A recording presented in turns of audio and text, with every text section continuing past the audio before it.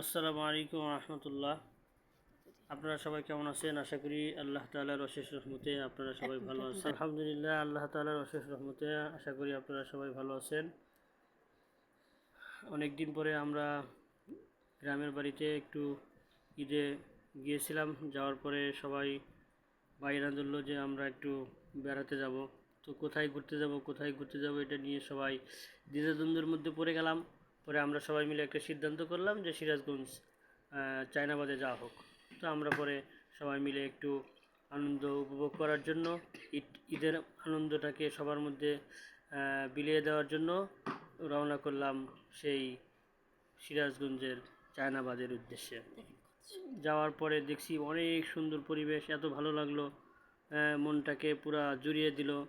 তারপরে অনেক সুন্দর সুন্দর কিছু দৃশ্য দেখলাম যে এখানে